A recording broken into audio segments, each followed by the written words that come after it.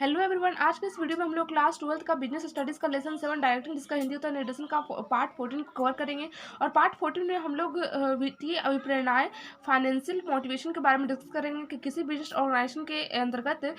जो वर्कर्स कार्य कर रहे होते हैं उनको किस प्रकार फाइनेंशियल मोटिवेट किया जाता है, उसको किस प्रकार फाइनेंस के रिगार्डिंग उनको तरह तरह से मोटिवेशन प्रोवाइड की जाती है, उनके बारे में हम लोग इस वीडियो में डिस्कस करेंगे।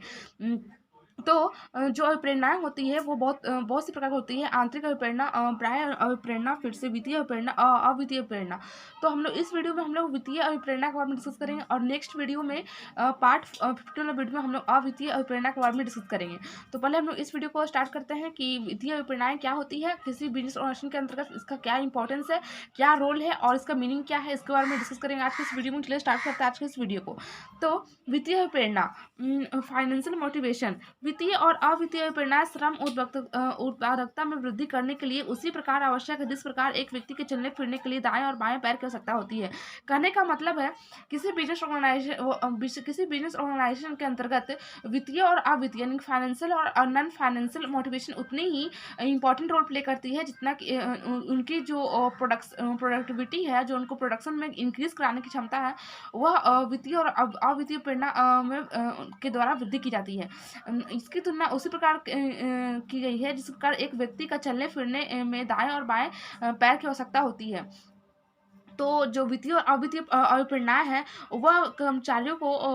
बहुत तरह से मोटिवेट करती है और जिनके ज़रिए जो बिज़नेस ऑर्गेनाइजेशन का जो प्रोडक्शन का जो ये है मात्रा है वो इंक्रीज़ होता है और जो बिज़नेस ऑर्गेनाइजेशन का जो गोल है वो भी अचीव करने में हेल्पफुल साबित होता है।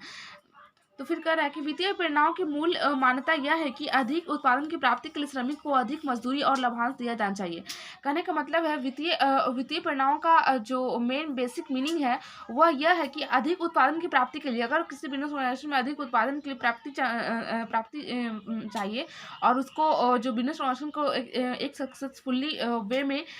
मार्केट में रन कराना है तो उनको श्रमिकों को फाइनेंशियल मोटिवेट करना पड़ता है समय समय पर। इनकी कंटिन्यूसली ये प्रोसेस जारी रहता है किसी बिजनेस ऑर्गेनाइजेशन के अंतर्गत ताकि वो उनको अधिक सैलरी मिले और उनको डिविडेंड में मिले, अर्थात जो लाभ हुआ, बेनिफिट हुआ, उनका एक हिस्सा उनको भी प्रोवाइड किया जाए जिससे कि वो अपने कार्य को अच्छी तरह से कर सके और अपने कार्य में 100% रुचि लेकर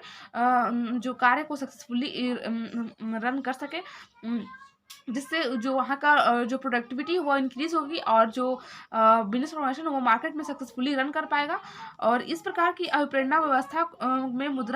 प्राप्त मुद्रा से कर्मचारी अपनी आवश्यकता के साथ साथ अपने परिवार और आश्रितों की आवश्यकता का भी आसानी से पूर्ति कर सकता है। कहने का मतलब है इस प्रकार अभिप्रेरणा अर्थात वित्तीय अभिप्रेरणा के द्वारा ही जो वर्कर्स जो कार्य कर रहे होते हैं बिजनेस ऑर्गेनाइजेशन के अंतर्गत वो ये ऐसी व्यवस्था कर लेते हैं जिससे कि जो कर्मचारी का जो अपना जो फैमिली मैटर होता है, जो फैमिली बैकग्राउंड होता है, उन पर जो वो आश्रित जो लोग होते हैं, जो परिवारजन होते हैं, उनको भी वो अपनी उनकी रिक्वायरमेंट और उनकी नीड को भी फुलफिल कर सकते हैं।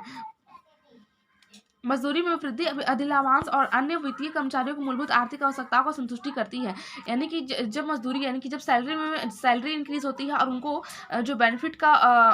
भाग होता है उनको भी प्रोवाइड किया जाता है, तो जो कर्मचारी होते हैं उनको भी आर्थिक आवश्यकताओं की संतुष्टि होती है और उनको भी अपने कार्य को करने से सेटिस्फाइड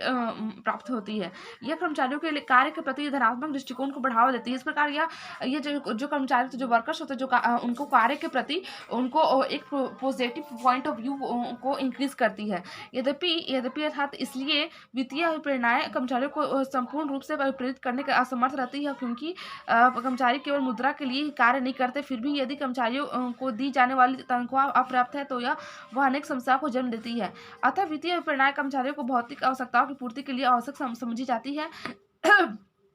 वित्तीय अभिप्रेरणाएं अच्छे सुझावों के लिए परितोषण, लाभ, सहकारिता एवं स्कॉन लोन योजना आदि के रूप में प्रदान की जाती है। उपयुक्त विवेचना से स्पष्ट है कि किसी भी प्रकार की वित्तीय अभिप्रेरणा उद्योग में सुदृढ़ मानवीय संबंधों की स्थापना में महत्वपूर्ण स्थान रखती है। उपयुक्त विवेचना का मतलब है कि जो इधर हम लोग डिस्कस कर चुके पिछले में वो उसके आधार पर यह कहा जा सकता है कि वित्तीय अभिप्रेरणा अर्थात फाइनेंशियल मोटिवेशन उद्योग में सुदृढ़ मानवीय संबंधों को स्थापना में महत्वपूर्ण स्थान करती है। मतलब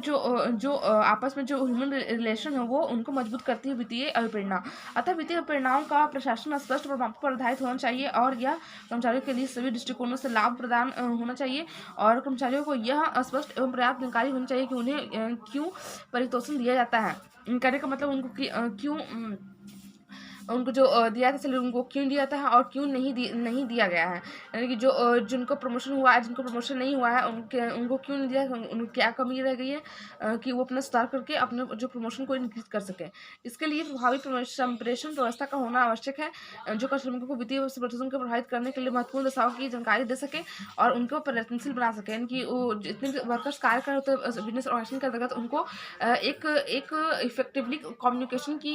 व्यवस्था करनी पड़ती है ताकि जो सभी जो ये इन्फॉर्मेशन है उन तक पहुंच सके और वो अपने कार्य को लेकर एक्टिव रह सके और वो हमेशा प्रयत्नशील रह सके अपने कार्य को लेकर, जिससे कि उनको पारितोषिक मिल सके। ठीक है, फिर से वित्तीय परिणामों के निम्नलिखित शामिल किया जाता है। वित्तीय परिणाम में क्या शामिल किया जाता है? देखो, वेतन और मजदूरी, सैलरी और वेजेस, बोनस, संस्था के लाभों में से कर्मचारियों को बोनस, ठीक है, संस्था का जो लाभ हुआ, किसी बिजनेस ऑर्गेनाइजेशन का जो बेनिफिट हुआ उसके अंतर्गत उनको बोनस दिया था, प्रीमियम, उपभोक्ता बढ़ने से प्राप्त बचत से कर्मचारियों को भी हिस्सा, लाभ विभाजन, ठीक है, फिर से कमीशन, वेतन का अतिरिक्त, फिर से छुट्टियों का वेतन, फिर से सेवानिवृत्ति लाभ, ग्रेजुएटरी, व्यक्तिगत और सामूहिक बीमा, चिकित्सा सुविधा एवं निःशुल्क मकान, नौकर, कार आदि की सुविधा, ये सभी प्रोवाइड की जाती है वित्तीय अवधारणा के अंतर्गत, जिससे कि जो कर्मचारी होते हैं, जो बिजनेस ऑर्गेनाइजेशन के अंतर्गत जो वर्कर्स कार्य कर रहे होते हैं, जो सब ऑर्डिनेट कार्य कर रहे होते हैं, उनको और भी अंदर से मोटिवेशन मिलता है ताकि वो अपने कार्य को और अच्छा तरह से कर सके और अपने कार्य में इंटरेस्ट डेवलपमेंट करके अपने कार्य को 100% दे सके और जिससे कोई बिजनेस ऑर्गेनाइजेशन जो गोल है वो अचीव किया जा सके। और इसके अंतर्गत जो वर्कर्स होते हैं उनको ये फाइनेंशियल मोटिवेशन के अंतर्गत इतनी सारी सुविधाएं प्रोवाइड की जाती है जिससे कि वो अपना आर्थिक सामाजिक जीवन अच्छी तरह से व्यतीत कर सके और समाज में एक प्रतिष्ठा और मतलब अच्छा इमेज के रूप में वो अपना लाइफ जी सके और अपने परिवार को भी एक अच्छी लाइफ दे सके। इसी कारण वित्तीय परिणाम का बहुत ही ज़्यादा इंपॉर्टेंट रोल है किसी बिजनेस ऑर्गेनाइजेशन के अंतर्गत, क्योंकि कोई भी जो वर्कर्स होता है वो उसकी मेन जो रिक्वायरमेंट होती है वह वित्तीय अभिप्रेरणा ही होती है, क्योंकि किसी भी मतलब वर्कर्स को जो मेन जो नीड रिक्वायरमेंट होती है वो पैसा ही होती है। कोई वर्कर्स कोई कार्य करता है तो उसको पहले उसको